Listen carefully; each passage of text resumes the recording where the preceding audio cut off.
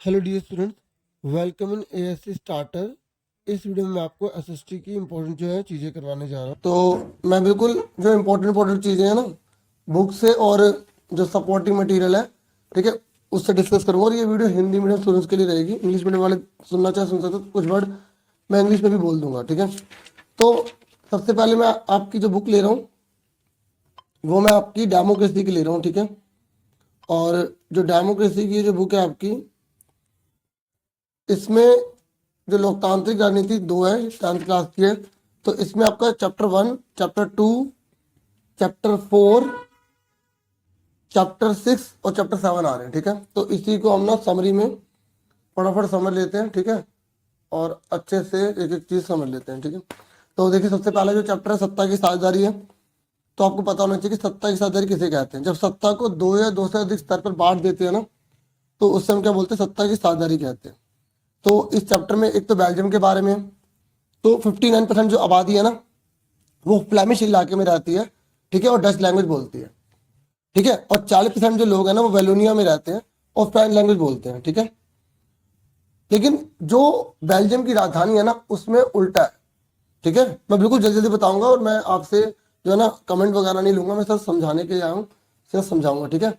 तो आपको कॉपरेट करके सुनना होगा और जो बाद में आता रहेगा पीछे वीडियो करके सुन सकता है, रिपीट कर सकता है, ठीक है। तो जो बेल्जियम है उसकी राजधानी ब्रूसलेस है, ठीक है। और ये जो ब्रूसलेस राजधानी है ना, इसमें आपको पता होना चाहिए कि यहाँ पर उल्टा है। देखो, पूरे के पूरे बेल्जियम में जो डच वाले लोग हैं ना वो 59 है, लेकिन जो राजधानी है ना ब्रूसलेस, उसमें 80% जो लोग हैं ना वो फ्रेंच भाषी हैं और 20% लोग जो है डच भाषी हैं, ठीक है। बिल्कुल मेन जो है जिसके हिसाब से कर रहा हूँ। और अगर आपसे पूछेगा कि बेल्जियम की राजधानी क्या है तो आप क्या बताएंगे, ब्रूसलेस बता देंगे, ठीक है। अब देखो, बेल्जियम में काफी आपस में शुरू में काफी बहस वगैरह हो रही थी, तनाव वगैरह बहुत ज्यादा था। तो बेल्जियम ने समझदारी दिखाई। जैसे अगर एग्जाम में पूछेगा कि बेल्जियम ने क्या समझदारी दिखाई, तो आप बताना कि उसने अपने आप को सामंजस्य बनाए रखने के लिए जो अलग अलग लोग रहते हैं ना, जैसे वहां पर डच लोग रहते हैं, वहाँ फ्रेंच लोग रहते हैं, जर्मन लोग 1% रहते हैं, तो उसने इस विविधता को बनाए रखने के लिए अपने संविधान में 4 बार संशोधन कर दिया, ठीक है, 4 बार, ठीक है। जिससे कि काफी मतलब जो मनमुटाव है वो दूर हो सके और एक दूसरे के साथ वो मिलकर रह सके, ठीक है। तो ये हमने पढ़ लिया कि फ्रांस जो है ना ब्रूसेल्स राजधानी में कितने 80% है और डच वाले कितने हैं 20%। अब एक क्वेश्चन आपको ये पता होना चाहिए कि जो फ्रेंच के अंदर मतलब ये जो लैंग्वेज है ना फ्रेंच वाले, किसकी बात कर रहा हूँ मैं आपसे, बेल्जियम की बात कर रहा हूँ। तो बेल्जियम वाले जो लोग हैं ना वो भले ही संख्या में कम थे लेकिन रिच बहुत थे, अमीर बहुत थे, ठीक है। तो इन्होंने आपस के टकरावों को दूर करा। तो अगर आपसे पूछेगा कि आपस के टकरावों को दूर करने के लिए इन्होंने क्या करा, तो आप बता सकते हैं कि इन्होंने क्या किया कि जो केंद्र सरकार है ना उसमें डच व फ्रेंच भाषी मंत्रियों की समान संख्या कर दी, बराबर कर दी, ठीक है। और इन्होंने क्या करा कि जो केंद्र सरकार है ना उनकी अन्य शक्तियों को 2 इलाकों में, मतलब जितने भी इलाके थे ना इनके क्षेत्र सरकारों को बांट दिया। मतलब केंद्र जो है ना वो राज्य को ना दबाव नहीं डाल सकती कि आप ये करो वो करो। मतलब केंद्र राज्य को स्वायत्ता दी गई है, ठीक है, और राज्य को अधिक शक्तिशाली बनाया गया था। अब दूसरी ओर श्रीलंका था। श्रीलंका देखो, अगर आपसे पूछेगा कि बेल्जियम और श्रीलंका में क्या अंतर है, तो ये छोटा सा देश है यूरोप का। जबकि श्रीलंका जो है ना, जो श्रीलंका अगर हम उसकी बात करें तो ये दक्षिण एशिया का एक देश है, ठीक है, भारत का पड़ोसी देश है ये। और श्रीलंका की आबादी, अगर आपसे बेल्जियम की आबादी के बारे में पूछेगा तो आप क्या बताओगे, लगभग इसकी हरियाणा की आबादी के आधी है, ठीक है। और श्रीलंका की आबादी हरियाणा की आबादी के बराबर लगभग 2 करोड़ के आसपास बता देंगे। और श्रीलंका को कब आजादी मिली, 1948 में मिली। तो श्रीलंका जब आजाद हुआ ना 1948 में, तो इसने पता किसको इंपॉर्टेंस थी, इसने इंपॉर्टेंस दी सेनाली वालों को, ठीक है। और वसंतवाद की तरफ ये बढ़ गया, ठीक है। और इनने क्या करा, बौद्ध धर्म को अपना लिया, ठीक है। बाकी जो है ना सब सिर्फ किसको ध्यान दिया जाएगा, बौद्ध धर्म को ध्यान दिया, बाकी की वैल्यू इन्होंने नहीं करी, ठीक है। और इस तरीके से श्रीलंका ने जब ऐसा कदम उठाया ना, तो आपको पता होना चाहिए कि श्रीलंका के अंदर 74% सिनली वाले लोग हैं, ठीक है, सिनली लोग जो बौद्ध धर्म को मानते हैं। और बाकी इसमें जो थे ना, एक श्रीलंकाई तमिल थे और दूसरा भारतीय तमिल थे, ठीक है। तो उसके बाद आगे सुनो, गृह युद्ध किसे कहते हैं पता है आपको? एक देश की सीमा के अंदर होने वाले युद्ध को गृह युद्ध कहते हैं। क्योंकि देखो, श्रीलंका जब आजाद हुआ ना तो ये क्या कर रहा था, ये केवल जो सिनली थे ना केवल उनके लिए काम कर रहा था, ठीक है। और ये उनको बिल्कुल नजरअंदाज कर रहा था जो तमिल है, ठीक है, चाहे वो भारतीय मूल के हो या श्रीलंका मूल के हो, तो उनकी बिल्कुल भी वैल्यू नहीं कर रहा था। तो ये इसकी कमी थी, इस वजह से यहाँ पर गृह युद्ध हुआ और काफी समय तक यहाँ युद्ध चलता रहा। तो जो लिट्टे थे ना लिट्टे, तो जब उसको जब यहाँ से हटाया गया तब जाके यहाँ पे गृह युद्ध खत्म हुआ। ठीक है, तो गृहयुद्ध काफी समय तक यहाँ चलता रहा था। अब देखो, अगर आपसे पूछेगा कि सत्ता की साझेदारी के रूप क्या है, देखो अगर किसी को स्पीड तेज लग रही होगी ना, तो थोड़ा सा स्पीड धीरे भी कर सकते हैं। यूट्यूब में 3 ऑप्शन होते हैं, क्योंकि मुझे थोड़ा सा रिवाइज करना, रिवीजन के लिए मैं आया हूँ, ये वीडियो लेकर आया हूँ। ठीक है, तो अगर आपसे पूछेंगे सत्ता की साझेदारी के कौन से रूप हैं, तो आप बताना। मतलब जैसे हम पावर को बांट रहे हैं, आपके पास पावर है और आप पावर को बांट रहे हैं। ठीक है, तो अगर आप पावर को बांट रहे हैं तो उसके क्या क्या स्वरूप हो सकते हैं। ठीक है, तो एक तरीका तो ये होता है क्षैतिज, जैसे आपने मैथ्स में पढ़ा होगा ना, एक्स एक्सिस और वाई एक्सिस, तो जो इस तरीके से ना हॉरिजॉन्टल, ठीक है हॉरिजॉन्टल है तो उसको हम क्षैतिज बोलते हैं। तो इसमें क्या होता है, विधायिका, कार्यपालिका, न्यायपालिका होते हैं। तो हम सत्ता को कैसे कैसे बांट सकते हैं, एक तरीका होता है क्षैतिज। ठीक है, ये आपको हल्का ब्लर भी नजर आ रहा होगा, तो मैं समझा सही से रहा हूँ, समझना ध्यान से। कुछ अगर इंपॉर्टेंट बुक से लगे तो बुक से बता दूंगा। ठीक है, तो क्षैतिज में क्या होता है, विधायिका, कार्यपालिका, न्यायपालिका होती है। और ऊर्ध्वाधर मतलब इस तरीके से वर्टिकल, तो वर्टिकल में जितना ऊपर होगा ना वो ज्यादा ताकतवर होगा और उससे नीचे वाला कम ताकतवर होगा। ठीक है, ये आपको ध्यान में रखना है। तो ऊपर वाला केंद्र सरकार है और नीचे राज्य, फिर इसके बाद नीचे और स्थानीय सरकार चलती रहेगी। तो अगर आपसे पूछेगा क्षैतिज में क्या शक्ति समान होती है, तो क्षैतिज मतलब हॉरिजॉन्टल, हाँ, मतलब कोई किसी से कम नहीं है, कोई किसी से ज्यादा नहीं है। लेकिन ऊर्ध्वाधर में ऐसा नहीं होता। ऊर्ध्वाधर में जो ऊपर होगा उसकी अधिक शक्ति होगी, उससे नीचे वाले के पास कम शक्ति होगी, उससे नीचे वाले के पास और कम शक्ति होगी। ठीक है, ये क्या है ऊर्ध्वाधर में। तीसरा इसका जो रूप होता है ना, वो होता है सामुदायिक सरकार। मतलब कहने का है कि यहाँ पर जो अलग अलग जो समुदाय के लोग होते हैं वो अपनी अपनी सरकार बना सकते हैं, उन्हीं के लोग चुने जाएंगे, उन्हीं के लोग काम करेंगे। और चौथा होता है दबाव समूह। ठीक है, प्रेशर ग्रुप। अगर आपसे पूछेगा ना प्रेशर ग्रुप क्या है, दबाव समूह क्या है, तो आप ये बताओगे कि इस प्रकार के जो लोग होते हैं ना, इस प्रकार के जो लोग होते हैं वो किसी विशेष उद्देश्य के लिए इकट्ठे होते हैं। अगर आपसे पूछेगा कि दबाव समूह किसे कहते हैं, तो आप बताओगे इस प्रकार के जो लोग होते हैं दबाव समूह में, वो एक किसी खास उद्देश्य के लिए इकट्ठे होते हैं, और जब उनका उद्देश्य पूरा हो जाता है तो अस्तित्व से हट जाते हैं। उसे प्रेशर ग्रुप कहते हैं। जैसे अगर टीचर्स हैं, वो कह रहे हैं कि हमारी सैलरी को बढ़ाया जाए, तो उनका जो ग्रुप है ना वो दबाव समूह कहलाएगा, क्योंकि वो किसी विशेष उद्देश्य के लिए इकट्ठे हुए हैं। समझ में आ गया। तो मैंने, अब सुनो, एक क्वेश्चन आ जाता है कि हमें सत्ता की साझेदारी की जरूरत क्यों है, मतलब आवश्यकता क्यों है। अगर थोड़ा ब्लर नजर आ रहा होगा तो मैं आपको समझा रहा हूँ कि सत्ता की साझेदारी की आवश्यकता क्या है, मतलब why we need of power sharing. हमें पावर को क्यों बांटना चाहिए। देखो, पावर को बांटने के 2 कारण होते हैं। ठीक है, एक होता है नैतिक कारक, ठीक है, नैतिक का मतलब मोरल, और दूसरा होता है प्रूडेंशियल। ठीक है, प्रूडेंशियल मतलब युक्तिपरक। कौन सा होता है, युक्तिपरक। युक्तिपरक का मतलब होता है बच्चों, जो हम लाभ हानि को ध्यान में रखकर लेते हैं। मतलब जैसे हमें फायदा लग रहा है कि हाँ भाई इनको पावर बांट दो, इससे हमारे फायदा है, तो उसे युक्तिपरक बोलेंगे। और नैतिक का मतलब होता है कि मानवता के लिए हम उसमें पावर को बांट देते हैं। अब इसमें इतना याद रख लो। ठीक है, अगर और आएगा ना, जैसे अगर थोड़ा बड़ा नंबर का आ जाता है कि सत्ता की साझेदारी को हम क्यों करें, मतलब हमें क्यों करना चाहिए सत्ता की साझेदारी को, तो आप ये बता देना कि भाई देखो, इससे जो अलग अलग धर्म, जाति, भाषा के जो लोग रहते हैं उन्हें बेगानेपन का एहसास नहीं होता। ठीक है, और देश के अंदर शांति सौहार्द बना रहता है। ऐसे आप बना के बता देना। अगर गृहयुद्ध पूछेगा तो आप क्या बताओगे, एक देश की सीमा पर होने वाले युद्ध को क्या बोलेंगे, गृहयुद्ध बोलेंगे। ठीक है, और अगर आपसे पूछेगा कि बहुसंख्यकवाद किसे कहते हैं, तो आप बताओगे कि जब एक धर्म के लोग अपने आप को दूसरे से ज्यादा श्रेष्ठ मानते हैं ना, जब एक धर्म के लोग दूसरे से अपने आप को श्रेष्ठ मानते हैं, तो उसको क्या बोला जाता है, बहुसंख्यकवाद कहा जाता है। ठीक है, तो ये मैंने थोड़ा सी इसकी समरी बता दी। बाकी पर बुक में देख लेता हूँ कि कुछ अगर मुझे इसमें लगता है ना बताने वाला, तो थोड़ा सा इस चैप्टर में से बता दो, फिर अगले चैप्टर की तरफ बढ़ जाएंगे। ठीक है, और क्लास 8 के जो स्टूडेंट्स अगर साइंस के लिए देख रहे हैं, मैं उनके लिए भी कुछ इंपॉर्टेंट वीडियो डाल दूंगा। ठीक है, पर मुझे अभी जो है ना क्लास 10th के लिए बनानी वीडियो। ठीक है, थोड़ा सा बच्चों प्लीज कोऑपरेट करना। ठीक है, थैंक यू आप सबका, मेरी वीडियो देखते हैं, थैंक यू, शुक्रिया आप सबका। 1 मिनट थोड़ा सा मैं से स्मॉल कर दूं, हाँ ठीक है। तो आपको ये पता है कि बेल्जियम की जो आबादी है वो 1 करोड़ के आसपास है। ठीक है, और मतलब हरियाणा की आबादी के आधी है, और फ्लैमिश इलाके में है 59%। ठीक है, मैं थोड़ा सा इसको थोड़ा कर लेता हूँ, 1 मिनट, ये थोड़ा सा ना कंट्रोल के बाहर हो रहा है थोड़ा। बेटी बाद में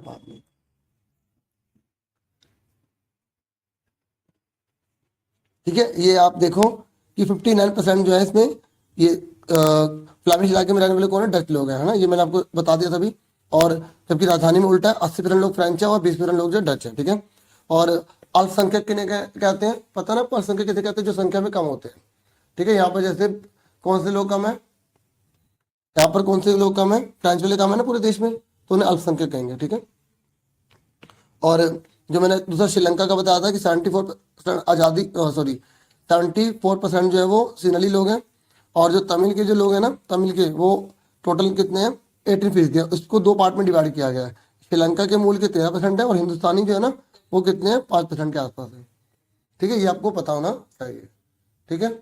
चलो, और ये आप मैप देख लो, ठीक है। मैंने एक मैप की वीडियो बनाई थी, वो भी आपको प्रोवाइड कर दूंगा एक बार दोबारा से, ठीक है।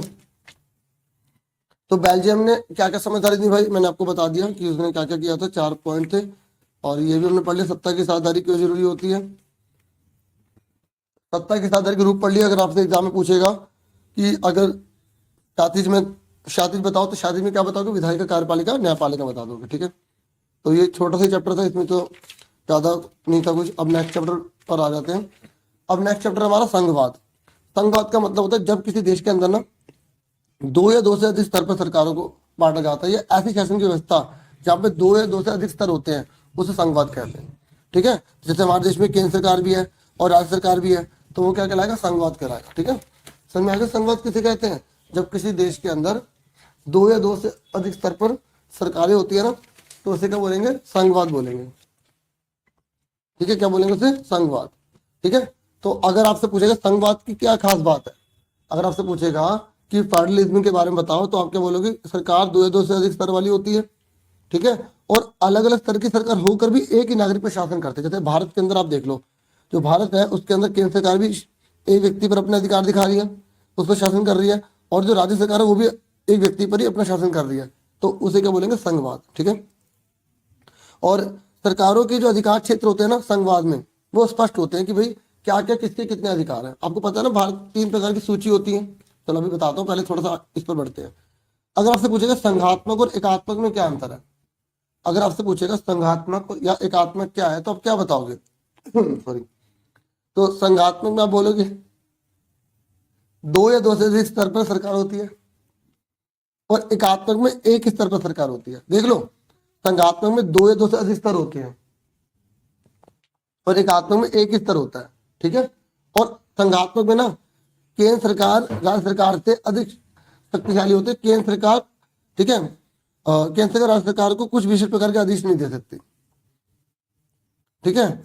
अच्छा, एक बात थोड़ा क्लियर कर दूं, जो संघात्मक है ना, संघात्मक उसमें राज्य को कुछ जो अधिकार मिलते हैं ना, तो वो उसके पास रहती हैं, और केंद्र सरकार जो है ना उनको कुछ विशेष जो है दबाव या आदेश नहीं दे सकती। जबकि एकात्मक की बात करें तो केंद्र सरकार जो होती है ना, वो राज्य सरकार को कुछ आदेश दे सकती है, ठीक है। अब इसका एग्जाम्पल याद रख लो बस, एक भारत, इसका कनाडा और जर्मनी, इसका संघात्मक में। और अगर एकात्मक का पूछेगा तो आप फ्रांस और चीन बता देंगे। ये सबसे इम्पोर्टेंट क्वेश्चन है, ये घुमा के पूछा जाता है। ये पूछा जाता है कि जैसे ऑस्ट्रेलिया है, संयुक्त अमेरिका है, इसमें जो है ना संघवाद का कौन सा प्रकार, फेडरलिज्म का टाइप बताना है आपको, ठीक है। तो देखो देखो, जो फेडरलिज्म है ना, उसके दो टाइप होते हैं। एक होता है साथ आकर संघ बनाना, और दूसरा साथ लेकर संघ बनाना। एक होता है कमिंग टुगेदर, और एक होता है होल्डिंग टुगेदर, ठीक है। कमिंग टुगेदर का मतलब पता है क्या होता है, जैसे अमेरिका है, ऑस्ट्रेलिया है, ये कमिंग टुगेदर का एग्जाम्पल है। जब दो या अधिक स्वतंत्र इकाइयां ना एक साथ आती है ना आगे एक साथ, तो वो क्या है, साथ आकर। देखो, जब आपके एग्जाम में साथ आकर साथ लेकर दो चीजें हैं, तो आप दोनों में से एक याद कर लो, ठीक है। आप दोनों में से एक याद कर लो, साथ लेकर संघ बनाना या साथ आकर संघ बनाना, ठीक है। तो अगर आपसे बोलेगा साथ लेकर संघ बनाना, तो साथ लेकर में क्या एग्जाम्पल है इसका, भारत और बेल्जियम, ठीक है। एक बड़े देश द्वारा अपनी आंतरिक विविधताओं को ध्यान में रखते हुए राज्यों का गठन, ठीक है। आपसे इसकी परिभाषा कम पूछता है, एग्जाम्पल ही पूछता है कि साथ आकर संघ बनाने का एग्जाम्पल कौन सा है, ऑस्ट्रेलिया, संयुक्त राज्य अमेरिका। साथ लेकर में कौन है, भारत और बेल्जियम, ठीक है। अब सुनो, जो सूची है ना, देखो हमारे देश के अंदर ना साफ साफ बता दिया कि केंद्र और राज्य के पास क्या क्या शक्तियां होंगी, 3 हिस्सों में बांट दिया। कितने हिस्सों में, 3 हिस्सों में बांट दिया। तो पहली सूची है संघ सूची, ठीक है, संघ सूची है। इसमें क्या आता है, ये इसमें वो सारी की सारी शक्तियां आएंगी, वो सारे के सारे कार्य आएंगे जो केंद्र सरकार के पास होते हैं। किसके पास होते हैं, केंद्र सरकार के पास। जैसे प्रतिरक्षा, विदेशी मामले, बैंकिंग, संचार। जैसे नोट भारत में नए प्रकार के निकाले थे ना, तो वो किस में आएंगे, संघ सूची में। जो बैंकिंग का काम है वो किस में आएगा, संघ सूची में। अगर विदेशी कोई भी मामला आ जाता है तो वो कौन करेगा, संघ सूची करेगा, ठीक है। आपको याद रखना है कि पहले इसमें 97 विषय थे, अब 100 विषय हैं, ठीक है। अगर आपसे पूछेगा ना संघ सूची में कितने हैं, तो आप कितने बताओगे, 100 बताओगे। और उसके बाद है राज्य सूची। राज्य सूची में पुलिस, मतलब जो सिर्फ राज्य के हाथ में है, जैसे बिहार है, पश्चिम बंगाल है, तो ये अपनी मर्जी से इन पर कुछ भी फैसला ले सकते हैं। जैसे पुलिस पर, व्यापार पर, वाणिज्य पर, ठीक है, ये राज्य सूची में आएंगे, ठीक है। इसमें कितने विषय हैं, देखो पहले 66 थे, अब 61 है। तो पता ही क्यों लिखा है, क्योंकि इधर ये सपोर्टिंग मटेरियल है, न्यू है। तो अगर MCQ में 61 लिखा ही नहीं आया, 66 लिखा है, तो वो मतलब आपसे जो क्वेश्चन पूछ रहे हैं वो बुक के हिसाब से पुराने वाला पूछ रहे हैं। तो आपको ये दोनों ध्यान में रखने होंगे, ठीक है। समवर्ती सूची में वो विषय आते हैं डियर, जिसके फैसले केंद्र भी ले सकती है और राज्य भी ले सकती है, दोनों। जैसे अगर आपसे पूछेगा कि एजुकेशन किस में आएगी, समवर्ती में आएगी। अगर आपसे पूछेगा वन किस में आएगा, समवर्ती में आएगा। विवाह, गोद बच्चा लेना, ठीक है, तो वो किस में आएगा, समवर्ती में आएगा, ठीक है, समझ में आ गया। तो ये मैंने आपको बता दी, इंपॉर्टेंट था ना, एग्जाम में 1 नंबर में MCQ में आ जाता है, ठीक है। और अगर आपसे पूछेगा कि भारत की जो भाषा है ना वो कितनी मान्य की गई है, अनुसूची में कितने, 22, हिंदी को छोड़ के 21, इस तरीके का क्वेश्चन आ जाता है, ठीक है। और देखो 1992 में दिसंबर में, ठीक है, 73वां और 74वां संशोधन हुआ था, ठीक है। कौन सा, 73 और 74 संशोधन हुआ था। 73 जो था ना, 73 ये था गांव के लिए, और ये जो 74 है ना, हेलो सभी को, 74 जो है ना, 74 ये है शहर के लिए। इसके अंदर क्या किया गया था, देखो जो गांव है ना, गांव, उसको 3 भागों में बांट दिया गया। जैसे एक पहला ग्राम पंचायत, ठीक है, उसके बाद जो पंचायत समिति, और तीसरे नंबर पर था जो जिला होते हैं, ठीक है। तो इस तरीके से मैंने बिल्कुल शॉर्ट में बता रहा हूँ, ठीक है। तो 3 पार्ट इसकी याद रखना। और जो 74 है ना, वो शहरों में, मतलब जो नगर निगम, नगर पालिका थी ना, उससे जुड़ा हुआ है, ठीक है। ये लिखा देखो, एक ग्राम पंचायत था, ठीक है, इसमें लिखा हुआ है सारा ग्राम पंचायत के बारे में बता रखा है। ग्राम पंचायत में जो सदस्य होते हैं 18 साल से ऊपर होते हैं, जो उसके सदस्य बन जाते हैं, उसमें से फिर 5 जने चुने जाते हैं। फिर पंचायत समिति होती है, फिर जिला परिषद होता है। और जिला परिषद में अगर आएगा ना कि कौन कौन सदस्य होते हैं, तो जो विधानसभा, लोकसभा उस इलाके में आएगी ना, उसके सब सदस्य होंगे। जो पंचायत समिति होगी उसके जो सदस्य होंगे, तो सारे के सारे जिला परिषद के सदस्य माने जाते हैं। और नगर निगम कहाँ होती है, शहरों में होती है, ठीक है। और नगर निगम में जैसे अगर आपसे पूछेगा ना, जो मेयर है, मेयर, तो जो उनमें जो जीतती है ना सरकार, तो उसका जो हेड होता है ना, मेजोरिटी वाली, तो वो अपना मेयर बना लेते हैं, ठीक है। मेयर, तो नगर निगम का जो पदाधिकारी होता है उसे मेयर कहते हैं। ये 1 नंबर में पूछ लेता है, ठीक है। अब फटाफट आगे देखते हैं, ठीक है। इसमें से थोड़ा सा देख लेते हैं, अगर कुछ हमें लगता है बुक में से। देखो बुक में ना, एक तो अगर आपसे पूछेगा कि संघीय व्यवस्था की विशेषता क्या है, अगर आपसे फेडरलिज्म के बारे में पूछेगा, इसकी खास बात क्या, तो आप बता देना, इसमें 2 या 2 से अधिक स्तर होते हैं, ठीक है। कितने होते हैं, 2 या 2 से अधिक स्तर होते हैं। और इसमें क्या होता है कि अलग अलग स्तर की सरकारें नागरिकों पर शासन करती हैं, ठीक है। और आप इसमें क्या बता सकते हो कि इसमें आप बिल्कुल इजी सा नोट कर लो, ठीक है। वित्तीय सहायता निश्चित करने के लिए विभिन्न स्तर की सरकारों के लिए राजस्व के अलग अलग स्रोत होते हैं। मतलब जैसे केंद्र राज्य के बीच में कोई झगड़ा ना हो ना, तो उस पैसे लेने के भी अलग अलग यहाँ पे पूरे सिस्टम बने होते हैं, मतलब उनका खर्चा वगैरह होता रहे। ये पढ़ लिया। और संघीय व्यवस्था के 2 प्रकार आपको याद होने चाहिए। एक ये वाला 7 आकर संघ बनाना, कौन कौन आएगा, संयुक्त राज्य अमेरिका, स्विट्जरलैंड, ऑस्ट्रेलिया, ठीक है। और एक 7 लेकर में कौन आएगा, भारत आएगा, बेल्जियम आएगा, स्पेन आएगा, ठीक है। एक बार मैंने जो पढ़ा है ना, थोड़ा सा बता रहा हूँ। अगर आपसे पूछेगा अधिकार क्षेत्र किसे कहते हैं, जो वैधानिक अधिकार होता है, मतलब जिस सीमा तक ना आप वहां पर शासन कर सकते हो ना, वो आपका अधिकार क्षेत्र कहलाएगा, ठीक है। जैसे चुनाव होते हैं, तो एक व्यक्ति जिस जगह तक जीता है वहीं तक तो शासन करेगा, है ना, ये थोड़ी अपनी मनमर्जी करेगा। तो ये हो गया। उसके बाद हमने इसमें जो मेन पढ़ा था कि 2 प्रकार जो होते हैं केंद्र राज्य, लेकिन उनको तीन भागों में बांटा जाता है शक्तियों को। एक है संघ सूची, संघ सूची में आपको पता है देश की रक्षा की बात आ गई, विदेशी मामला आ गया, बैंकिंग आ गई, संचार आ गई, ठीक है, मुद्रा आ गई। और अगर हम राज्य सूची की बात करें तो पुलिस, व्यापार, वाणिज्य, कृषि, ये सब आता है। समवर्ती सूची की बात करें तो शिक्षा, वन, मजदूर संघ, विवाह, बच्चे गोद लेना, ठीक है, ये सब आता है। हाँ, एक बात और सुन लो, एग्जाम में क्वेश्चन आ जाता है कि मान लो कि इन तीनों सूचियों में हम बांट दिया गया कि किसकी क्या शक्तियां होंगी, बांट दिया। लेकिन अगर एग्जाम में आ गया कि भविष्य में कोई ऐसा कोई कानून बनाना हो जो इनमें से किसी में है ही नहीं, तो फिर क्या करेंगे, वो कौन कौन देखेगा, तो आप बताओगे वो अवशिष्ट शक्तियां देखेंगी।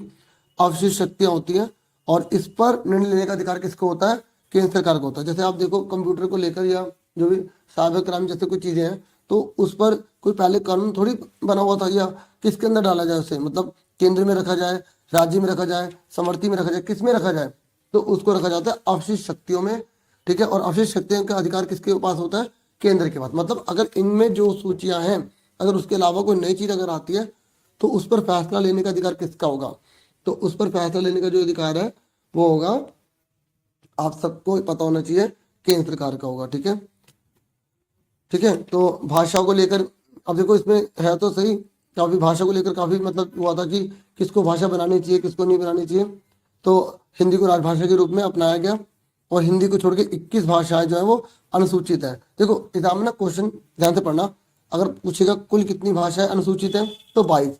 अगर ऐसे लिखा आएगा कि हिंदी को छोड़कर कितनी है तो आप बता दोगे 21। और अगर पूछेगा कितने हिंदी लोग बोलते हैं तो 40% लोग भारत में हिंदी बोलते हैं, ठीक है। और जब भाषा नीति के बारे में बात की गई थी ना, तो ये बोला गया था कि 65 तक अंग्रेजी बोलना बंद कर दी जाएगी, ठीक है, लेकिन ऐसा हुआ नहीं, ठीक है। लेकिन आपको लिखना पड़ेगा, अगर पूछेगा भाषा नीति के बारे में बताओ तो 2-3 पॉइंट अपनी लैंग्वेज में बना देना। और अगर केंद्र राज्य के संबंध की बात करें तो आप बता देना कि मतलब जो केंद्र है उसको अधिक शक्तिशाली बनाया गया और जो फैसला है ना वो केंद्र की ही मान्य होगा, अगर जैसे वो होता है। लेकिन अगर कुछ बात हो जाती है लेकिन तो उसको फिर फैसला को लेकर सुप्रीम कोर्ट वगैरह लेगी, ठीक है। केंद्र को अधिक शक्तिशाली बनाएगा, क्योंकि अगर केंद्र अधिक शक्तिशाली नहीं बनाया जाएगा ना तो इससे क्या हो सकता है कि देश के जो टुकड़े वाले हालात है वैसे हो सकते हैं, वो अपनी मनमानी कर सकते हैं, इसलिए, ठीक है। लेकिन अगर दोनों में ज़्यादा विवाद होते तो उसको सुप्रीम कोर्ट देखेगी। और आपको पता होना चाहिए विकेंद्रीकरण किसे कहते हैं। विकेंद्रीकरण का मतलब होता है जब किसी एक के पास शक्ति होती है ना, एक के पास शक्ति होती है तो उसको कई भागों में बांट दिया जाता है। तो अगर एग्जाम में आपसे पूछे कि विकेंद्रीकरण के लिए भारत में क्या क्या किया गया, देखो विकेंद्रीकरण इसलिए अपनाया गया ताकि अगर शक्तियां सबके साथ बटी होंगी ना तो फैसला अच्छे से लिया जा सकता है, जल्दी लिया जा सकता है, और जो कम से कम जो निचला तबका है ना उसको भी उसका बेनिफिट मिल सकता है। तो इसके लिए भारत में विकेंद्रीकरण के लिए क्या किया गया, तो 1992 में कदम उठाया गया था, 1992 में, ठीक है। क्या कदम उठाया गया था, इसमें स्थानीय जो शासी निकाय है ना उनमें चुनाव कराने की बात की गई, मतलब 73वां और 74वां संशोधन किया गया, ठीक है।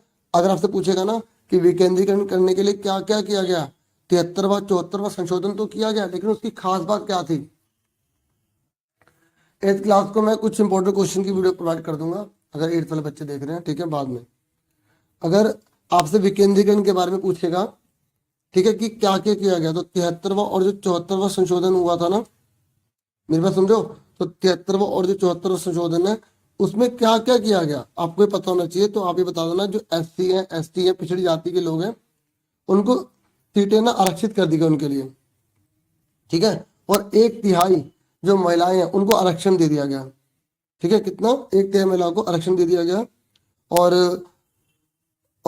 मतलब नियमित रूप से चुनाव वगैरह कराने लग गए। अभी इसमें इतना आप याद रख लो, बाकी आप थोड़ा और बता सकते हैं कि जो गांव के अंदर जो है क्या क्या बनाया गया, तो पंचायत बनाई गई, पंचायत समिति बनाई गई, जिला परिषद वगैरह, ठीक है। शहर के अंदर नगर निगम, नगर पालिका, मेयर व्यवस्था, ये आप थोड़ा सा बता देना। तो ये हमने थोड़ा सा इसकी समरी वगैरह देख ली। अब उसके बाद नेक्स्ट चैप्टर देख लेते हैं, ठीक है, अगला चैप्टर देखते हैं। उसके बाद नेक्स्ट है हमारा चैप्टर ये जाति, धर्म और लैंगिक मसले, ठीक है। तो देखो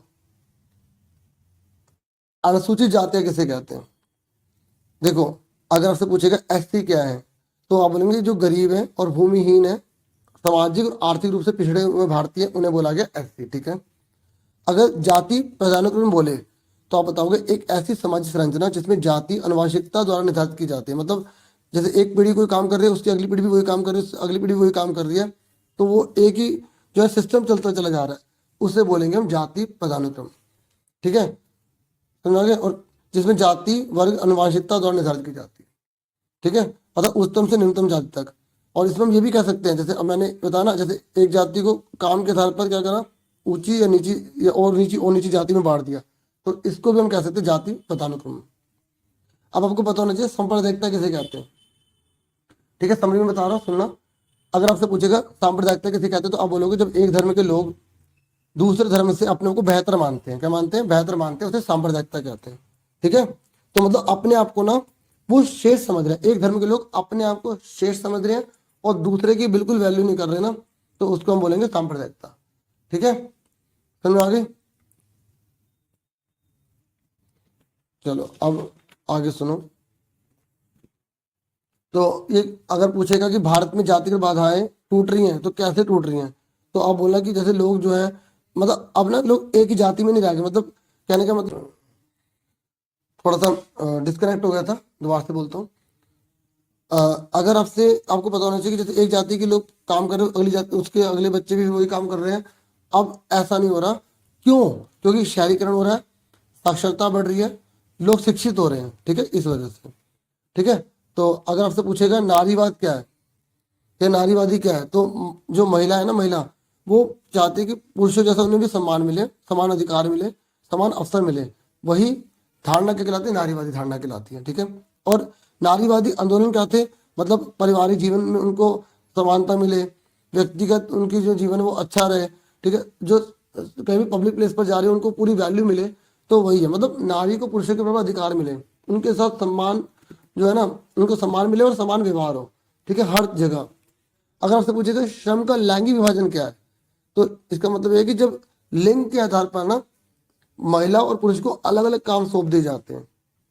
जैसे बोला महिलाओं को कि तुम घर के अंदर काम करो, और पुरुषों को बोला कि तुम बाहर जाके काम करो, ठीक है, मतलब काम बांट दिए। महिला को जैसे बोले सिर्फ नर्स बन सकती है, डॉक्टर नहीं बन सकते, तो ऐसे अगर हम बांट रहे हैं ना, तो वो क्या हो गया, लैंगिक विभाजन हो गया। जैसे हार्ड काम है, पत्थर तोड़ने का काम है, बोला कि भाई पुरुष करेगा, महिला नहीं करेगी, ठीक है, महिला जो है वो सॉफ्ट वर्क करेगी। तो ये जब लिंग के आधार पर काम बांट रहे हैं ना, तो उसे हम बोलेंगे श्रम का लैंगिक विभाजन। लेकिन अब ऐसा नहीं है, अब चेंजेस हो रहे हैं।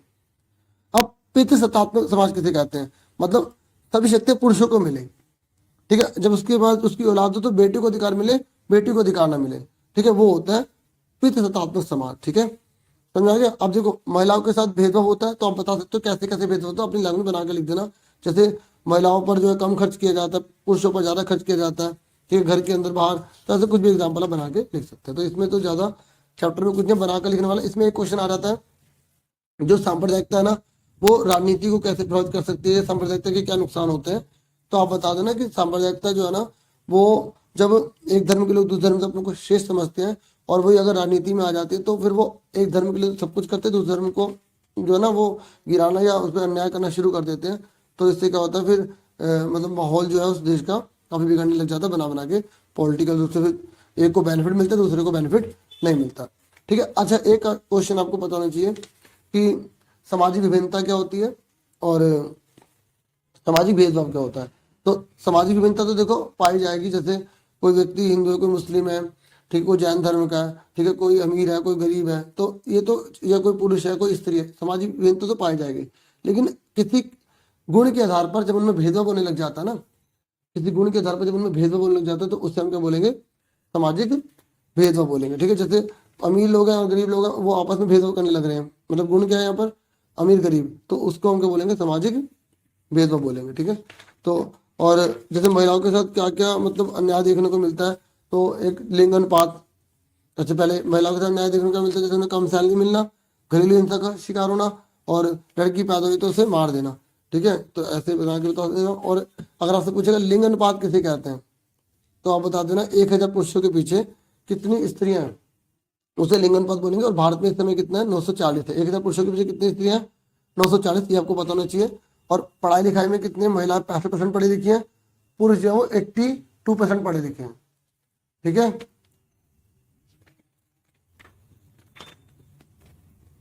और नेक्स्ट पर आ जाते हैं कि ये राजनीतिक दल किसे कहते हैं। तो राजनीतिक दल वो होते हैं जो संगठित होते हैं, संगठित, ठीक है, जो चुनाव लड़ते हैं, जो सत्ता में बने रहना चाहते हैं, सत्ता को पाना चाहते हैं, उसे राजनीतिक दल कहते हैं। आप सिंपल लैंग्वेज में बता देना, ठीक है। वह दल जो सरकार चलाता है उसे सत्तारूढ़ दल कहते हैं। और दल बदल किसे कहते हैं, जब एक पार्टी को छोड़कर अब दूसरी पार्टी में चले जाते हैं ना, उसे दल बदल कहते हैं। ठीक है। गठबंधन किसे कहते हैं, गठबंधन का मतलब होता है जब किसी एक पार्टी को बहुमत नहीं मिलता ना, जब किसी एक पार्टी को बहुमत नहीं मिलता तो दो या दो से अधिक पार्टी मिलकर जब सरकार, और बीच में डिस्कनेक्ट हो गया था। ठीक है, तो मैं थोड़ा सा बता देता हूँ, फिर नेक्स्ट जो वीडियो आपको है ना ऑफलाइन प्रोवाइड कर दूंगा। ठीक है, ठीक है।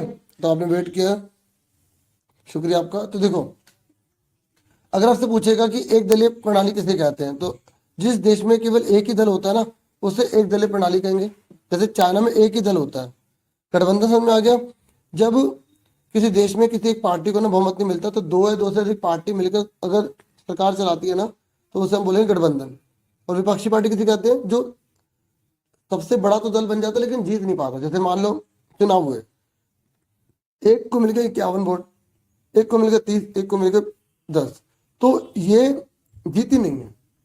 ठीक है, तो लेकिन सबसे बड़ी है, तो इसे विपक्षी पार्टी बोलेंगे, इसको नहीं बोलेंगे, इसको बोलेंगे। ठीक है। अब आपसे ये पूछे कि राजनीतिक दल क्या, तो आप बता दो ना, जो चुनाव लड़ते हैं, संगठित समूह होते हैं, जो सत्ता में आना चाहते हैं, सत्ता को पाना चाहते हैं, सत्ता में बने रहना चाहते हैं। देखो, जो पार्टी पहले से ही सत्ता में है वो तो ये चाहिए ना सत्ता में बनी रहे, और जो पार्टी सत्ता में नहीं वो कहेगी मैं सत्ता में आना चाहती हूँ, तो उन्हीं को हम राजनीतिक दल कहते हैं। आपको 2-3 पॉइंट याद रखने पड़ेंगे। ये संगठित होता है। संगठित मतलब ये नहीं कि कोई भी ग्रुप बना के चला गया और पार्टी बोल दी, एक रूल्स होगा, रेगुलेशन होगा, उसको चुनाव चिन्ह मिलेगा वगैरह वगैरह। तो ये संगठित होता है, चुनाव लड़ता है। ठीक है, क्या लड़ता है, चुनाव लड़ता है, या सत्ता में बना रहना चाहते हैं, या सत्ता को पाना चाहते हैं। चुनाव तो दोनों को लड़ना पड़ेगा, जो सत्ता में बना हुआ है, सत्ता में, ठीक है, आना चाहता है, दोनों। तो राजनीतिक दल के घटक कौन से होते हैं, घटक, एक होता है इसका नेता, ठीक है, और एक देखो घटक मतलब इसमें राजनीतिक दल में 3 जने मेन होते हैं, एक नेता, दूसरा सक्रिय सदस्य मतलब जो एक्टिव मेंबर होते हैं, और तीसरा जो इसके सपोर्टर होते हैं। ये इनके साथ साथ रहते हैं, जो हमें देखने को मिलते रहते हैं। नेता तो जो चुनाव लड़ रहे हैं वगैरह। ठीक है, अगर आपसे पूछेगा पॉलिटिकल पार्टी क्या करती है, तो आप क्या बताओगे, ये चुनाव लड़ती है, ये नीतियां बनाती है, ये कानून का निर्माण करती है, सरकार बनाती है। ठीक है, मुद्दों को उठाती है, जनता का साथ लेने की कोशिश करती है। जैसे अगर कोई पार्टी सत्ता में नहीं है तो वो जनता को अपनी साइड करके, अरे देखो इस पार्टी ने क्या करा है, इस पार्टी ने कुछ नहीं करा, हमें वोट दे दो, हम जिता देंगे। ठीक है, और हम ये काम करके दिखाएंगे, तो जनमत का निर्माण करता है। अच्छा, एक क्वेश्चन इसमें आ रहा था, लामबंदी। लामबंदी का मतलब होता है कि हम किसी विचार से लोगों को इकट्ठा करने लग जाते हैं, सारे लोगों को अपने सपोर्ट में लाने लग जाते हैं, तो उसे बोलते हैं लामबंदी। मतलब जनमत की तरह ही एक तरह से। ठीक है, समझा गई। अब कितने दल होने चाहिए, देखो जिस देश में लोकतंत्र है उसमें ज्यादा दल होने चाहिए, ताकि कंपटीशन रहेगा। अगर एक पार्टी अच्छा नहीं कर रही तो दूसरी पार्टी को लोग चुन सकते हैं। और केवल एक ही दल होता है उसे तो एक दल ही कहेंगे। जैसे चाइना, जिसमें 2 दल होते हैं ना, 2 दल, तो उसको हम बोलेंगे जैसे यूएस से यूके। ठीक है, तो 2 दल किसमें, यूएस से और यूके में। ठीक है, अगर बहुदल बोले तो जहां पर 2 से ज्यादा दल होते हैं ना उसे बहुदल कहेंगे। जैसे भारत एग्जाम्पल सबसे अच्छा इसका एग्जाम्पल है। ठीक है, अब एक क्वेश्चन आ रहा था कि हमें पॉलिटिकल पार्टी की जरूरत क्यों है, बता क्यों चाहिए हमें पॉलिटिकल पार्टी। तो आप बता देना कि जिस देश में लोकतंत्र है ना, वहाँ पॉलिटिकल पार्टी बहुत जरूरी है। ठीक है, क्योंकि लोकतंत्र की कल्पना भी नहीं कर सकते हम, ठीक है, बिना पॉलिटिकल पार्टी के, राजनीतिक दलों के। ठीक है, और राजनीतिक दलों में क्या होता है कि अगर बहुत सारी पार्टी होंगी तो वो उनमें कॉम्पिटिशन होगा और वो अच्छे से अच्छा काम करें। ठीक है, तो उसके बाद आपसे अगर पूछेगा कि राष्ट्रीय राजनीतिक दल और क्षेत्रीय राजनीतिक दल क्या होते हैं, तो आपको ये पता होना चाहिए कि हम किसी पार्टी को नेशनल पार्टी कब कहते हैं। किसी पार्टी को नेशनल पार्टी तब कहेंगे जब लोकसभा में जब उसको वोट मिलते हैं ना, ठीक है, वो कुल वोट का 6% मिले। ठीक है, या लोकसभा की कम से कम 4 सीटें मिले। और किसी पार्टी को हम रीजनल पार्टी कब कहेंगे, रीजनल पार्टी तब कहेंगे जब उसे 6% जो है ना, 6% वोट मिले राज्य की विधानसभा में, और विधानसभा में कम से कम 2 सीटें मिले। तो दोनों में अच्छे से याद रख लेना। और नेशनल पार्टी में ना, ये आप खुद इसे पढ़ लेना, भारतीय राष्ट्रीय कांग्रेस की जो स्थापना वो किसने करी थी, ए.ओ. ह्यूम ने करी थी। ठीक है, और इसका जो गठबंधन था वो है यूपीए, 1885 में बनी थी ये। ठीक है, और जो बीजेपी है वो 1980 में बनी थी। ठीक है, और दोनों की विचारधाराएं पढ़ लेना, बाकी इसको देख लेना। और इसमें जो मेन है ये देख लो कि जो प्रांतीय दल होते हैं ना, प्रांत दल, तो वो कौन से होते हैं। जैसे अभी जहाँ चुनाव हो रहे हैं, ये चुनाव है तो उसका एक आधा पढ़ लो, त्रिपुरा का, मणिपुर का, यूपी का पढ़ लो। ठीक है, यहाँ पर कौन कौन सी मतलब डिस्ट्रिक्ट पार्टियां, मतलब प्रांतीय पार्टियां, डिस्ट्रिक्ट नहीं, प्रांतीय पार्टी मतलब क्षेत्रीय पार्टी है। ठीक है, तो कौन सी जगह त्रिपुरा की देख लो, मणिपुर की देख लो। ठीक है, और एक आधा जैसे आपसे बिहार से पूछ लेते हैं कि बिहार की कौन सी पार्टी है, तो आप बता देना बिहार की क्या, लोक जनशक्ति पार्टी, जनता दल और राष्ट्रीय जनता दल। ठीक है, दिल्ली की कौन सी है, आम आदमी पार्टी है, जो अब नेशनल पार्टी हो गई है ना। अभी ये सुन लो जरा था कि भारत में जो पहला आम चुनाव हुआ था 51 से 52 तक हुआ था। ठीक है, तो चुनावों को बहुत सी प्रॉब्लम फेस करनी पड़ी थी पहली बार में। ठीक है, लेकिन सबका सामना उन्होंने कर लिया था। और पंडित जवाहरलाल नेहरू भारत के पहले प्रधानमंत्री बने, और व्योमेश चंद्र जो बनर्जी थे वो राष्ट्रीय कांग्रेस पार्टी के जो थे वो उनके पहले अध्यक्ष थे। ठीक है, और श्यामा प्रसाद मुखर्जी 1980 में भारतीय जनता पार्टी जिन्होंने बनाई थी उसके अध्यक्ष थे, मतलब उसके मुखिया मतलब जिन्होंने बनाई थी वो थे। काशीराम जो थे 1984 में, जो बहुजन समाज पार्टी है ना, जो हाथी जी के चुनाव चिन्ह है, उन्होंने बनाई थी काशीराम ने। श्यामा प्रसाद मुखर्जी ने किसकी पार्टी बनाई थी, जनता पार्टी। ठीक है, और 1985 में संसद ने दल बदल कानून पारित किया और उस समय राजीव गांधी प्रधानमंत्री। ये बहुत इंपॉर्टेंट क्वेश्चन है कि जो पॉलिटिकल पार्टी होती है ना, तो पॉलिटिकल पार्टी को किन किन चुनौतियों का सामना करना पड़ता है। जैसे अगर केंद्र सरकार में कोई, जैसे बीजेपी की सरकार है या कांग्रेस की सरकार है या आम आदमी पार्टी है, तो ये जितनी पॉलिटिकल पार्टी है इनको किन किन दिक्कत का सामना करना पड़ जाता है। ठीक है, तो आप बता देना।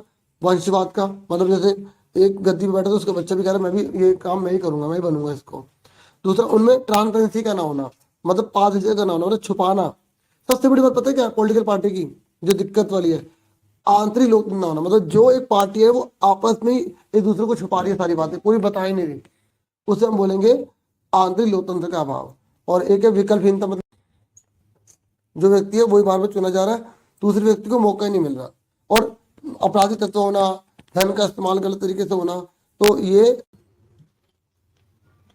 ठीक है पारदर्शिता के अभाव की, विकल्पहीनता की। ठीक है, तो अगर आपसे पूछेगा कि पॉलिटिकल जो पार्टी है ना उसमें क्या क्या सुधार हो सकते हैं, मतलब क्या क्या सुधार करने चाहिए, तो आप बताना कि दल बदल कानून को सख्त किया जाए, क्योंकि बना तो दिया ही है भाई, देखो बना तो दिया ना दल बदल, लेकिन उसको सख्त किया जाए। आपराधिक प्रवृत्तियों को रोका जाए, मतलब ऐसे लोग ना जो गुंडे वगैरह होते हैं जो पॉलिटिकल पार्टी में चले जाते हैं फिर अपना दबदबा बनाते हैं। संगठित चुनाव हो समय समय पर, और ट्रांसपेरेंसी आ जाए, पारदर्शिता आ जाए, मतलब इस तरीके से। और बाकी ये मैंने बता दिया आज के लिए, अभी इतना बहुत है। मैं